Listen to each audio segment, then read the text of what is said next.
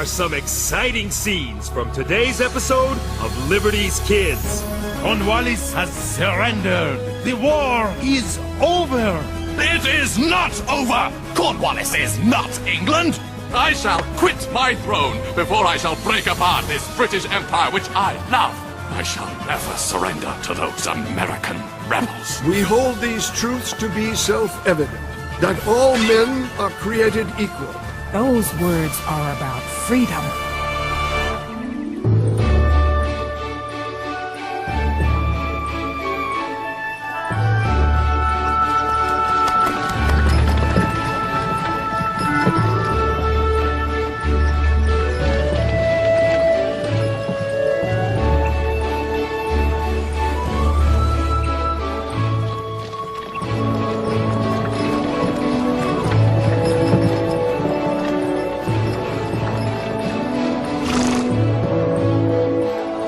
I built the house back in '35. I'm told it's the oldest complete house in all the Berkshires. It was in this house that we drafted our statement of grievances against English rule. Unfortunately, you can see how much attention King George paid to it. Thank you, Betty. You're welcome, ma'am. Betty, come here.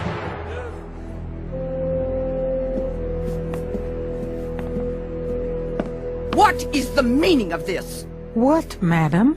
What, you say? Look, dust on my Wedgwood vase. I'll fix it right away, madam.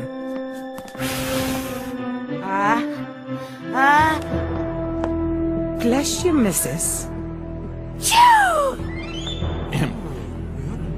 Mrs. Adams, I'm delighted you could come. I do hope we will see your John back from Europe soon, too. If the news from Yorktown is good, Colonel Ashley, perhaps John and Dr. Franklin will rejoin us soon and bring along a peace treaty with them. It is my dearest hope that that comes to pass. Thank you. Mrs. Adams, I'm Theodore Sedgwick. I so admire the contributions you and your husband have made to our new nation. Theodore's the finest attorney in town. You don't want to find yourself on the other side of a case from him.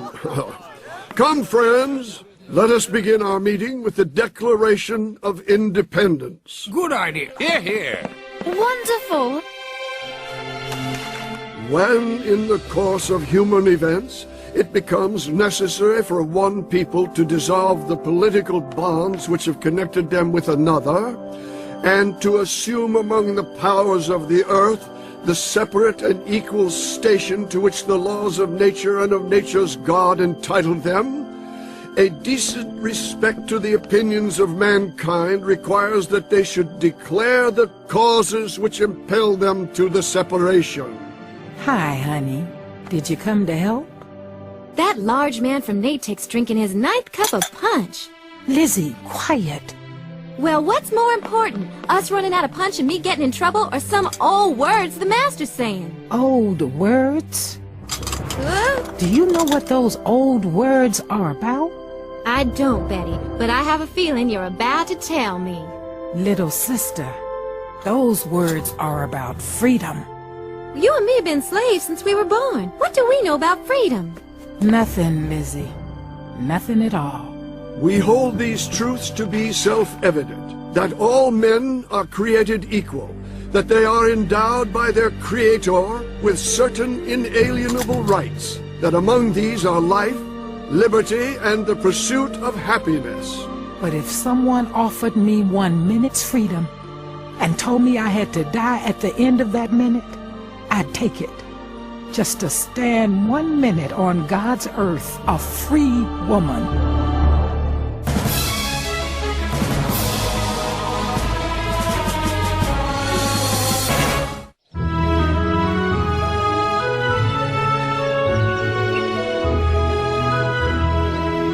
Dearest Mother, so much has happened since I last wrote. General Washington has won at Yorktown. It was truly a miraculous convergence, as they're calling it. The French fleet, led by Admiral de Grasse, captured the mouth of the Chesapeake Bay.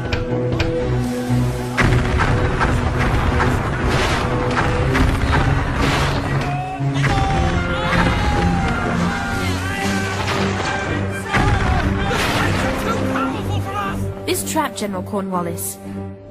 He could get no help or supplies from the sea, and with the town surrounded on all sides by Generals Washington and Rochambeau, he could expect nothing but trouble from the land as well. The siege was terrible, and I feared it might never end. Finally, the lack of food and the endless artillery shelling forced General Cornwallis to concede defeat.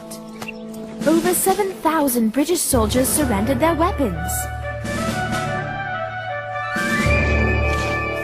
Surely with so large a loss, the British will now realize the futility of this war, and we will finally have peace.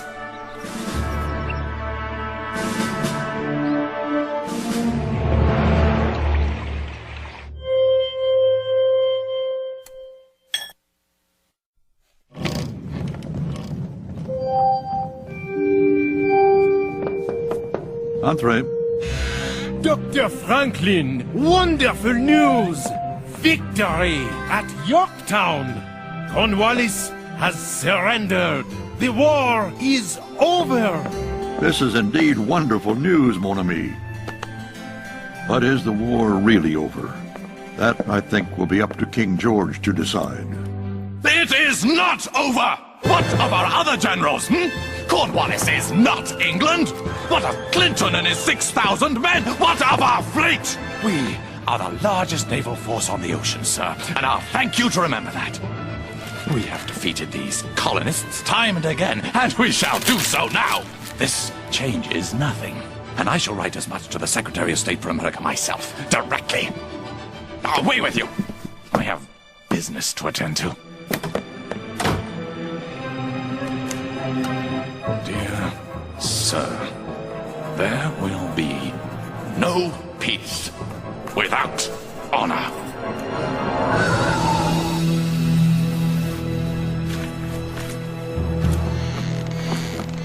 Lizzie, more lemonade.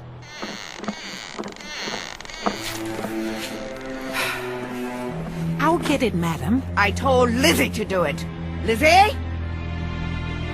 Right now! What were you eating? Scraps, madam. You ate the family's food without asking me first? Yes, madam. I'm sorry, madam. You're sorry. Very sorry, madam. Excuse me, madam. I did not order you to leave. Now clean that up. And that. And that. And that. And that.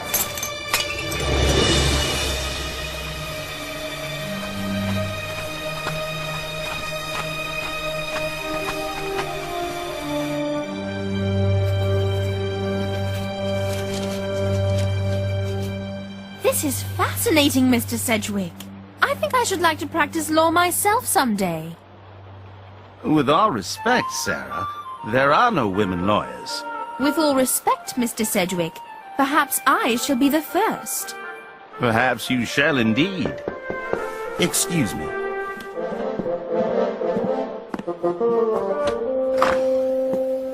Betty, come in, please. Thank you, Mr. Sedgwick. Let me take your coat. Please, go in and be seated.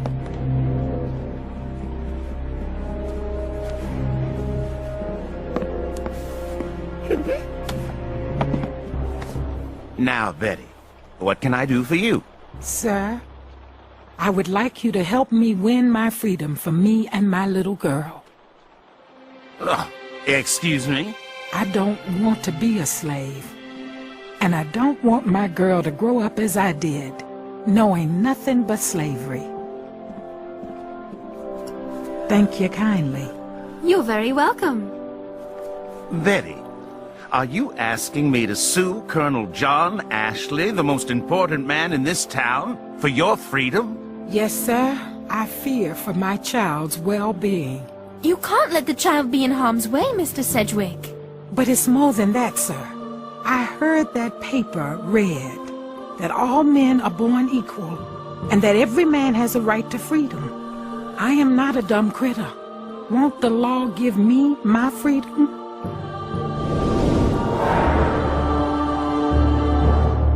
And what, my fellow members of Parliament, did King George Ostrich-like really in plain words say when he got the news of the defeat?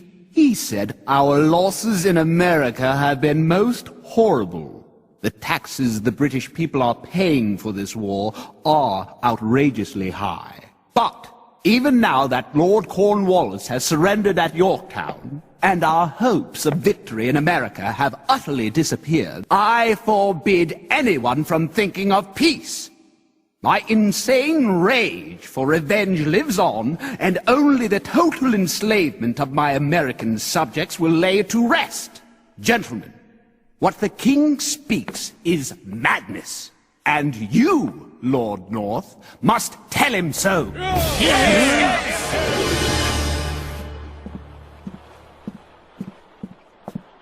Betty, why did you come to me? You know I'm a close friend of the Colonel's. Master said you're the finest attorney in town.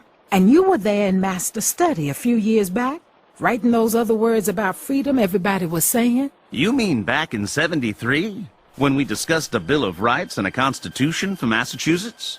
Yes, sir. When I was waiting at table, I was keeping still and minding things. I heard you, gentlemen. In all you said, I never heard but that all people are free and equal. I thought long about it and figured I'd see whether I did not come in among them. Sir, you must help. Has a slave ever won her freedom in court before? Yes, Sarah. A number of times. But those cases were always based on a master promising freedom to his slave and then breaking that promise. Colonel Ashley made no such promise to Betty. So you won't take Betty's case? On the contrary, that's exactly why I will take Betty's case. Yahoo!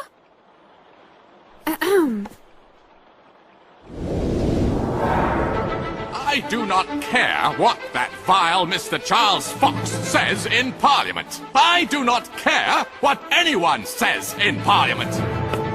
Lord North, I do not care what anyone says in the entire world. I shall quit my throne before I shall break apart this British Empire which I love and serve. I shall never surrender to those American rebels. Never!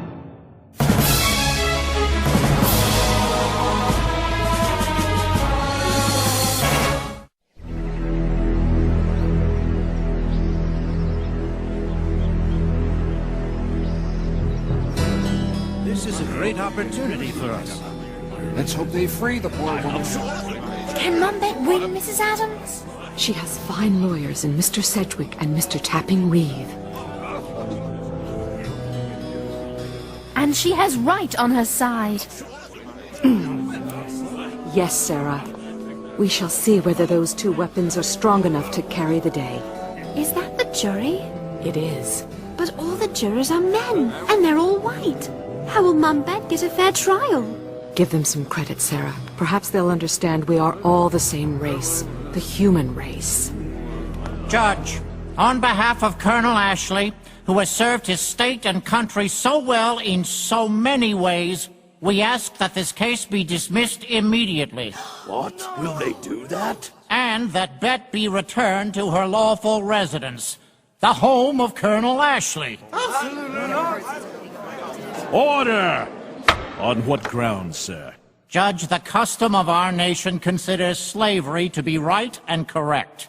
Bett is the lawful Negro slave of John Ashley. Colonel Ashley can testify to that. It is a simple question of ownership, you see. Therefore, we ask you to return Bett to Colonel Ashley immediately. That's outrageous! Good justice will be done!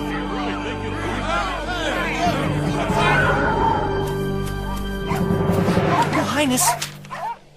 Now my cowardly Premier, Lord North, has sent me his resignation. They are all against me. But I shall not accept this. And I shall not let my colonies go. The British Empire, like these hounds, is strong. The rebels, like the fox, are weak. Majesty, I'm afraid sometimes the fox does escape the hound. The court rejects Colonel Ashley's motion to dismiss this case. Mr. Sedgwick, you may speak for your client. Thank you, Judge. In the past, a slave in Massachusetts has been freed only when a master went back on a promise to free that slave. But we would like to make two different arguments. Two new arguments.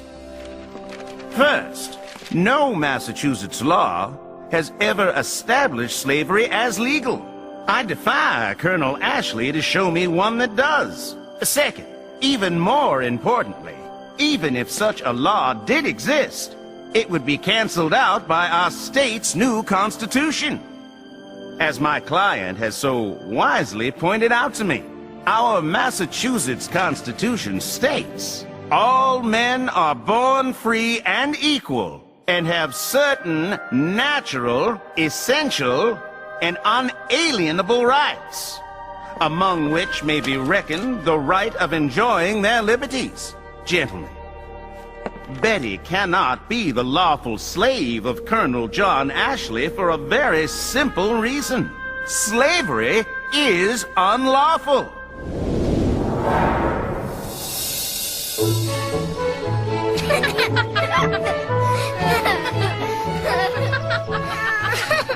It's just a scrape, Catherine. You're gonna be fine. You ready to catch your brother now? Betty? Yes, Sarah? What will you do if you lose? Honey, my husband, rest in peace, died in this war. So we all could be free from your friends back in England. Not so some of us could be slaves to some others of us. Somehow, sometime, me and Mum Bett are gonna be free. And you can count on that. Betty, Sarah, the jury's coming back.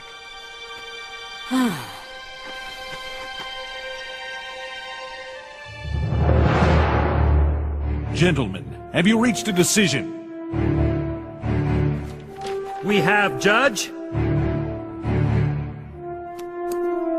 We find that Bett is not now, nor has she ever been, the legal servant or property of John Ashley.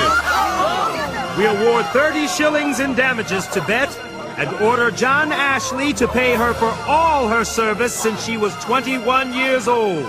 We also declare that John Ashley shall pay all court costs.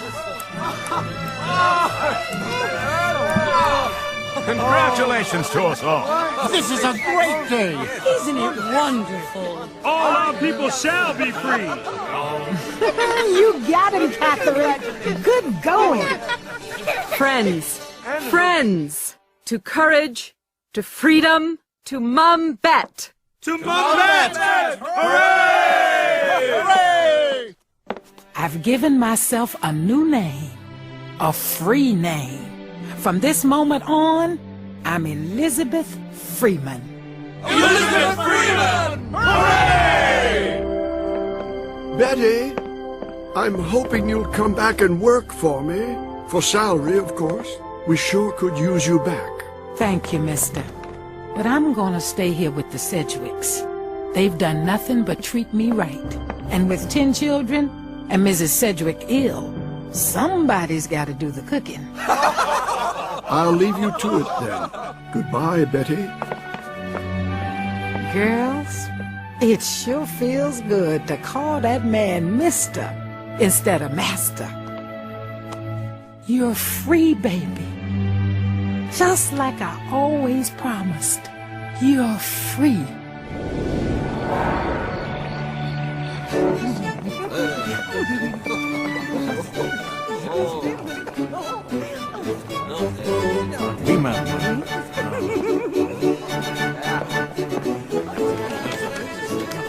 My good friends, King George has come to his senses. He wishes to negotiate peace with France and with the new United States of America. Vive les États-Unis! Vive les Perhaps I ought to make that announcement again.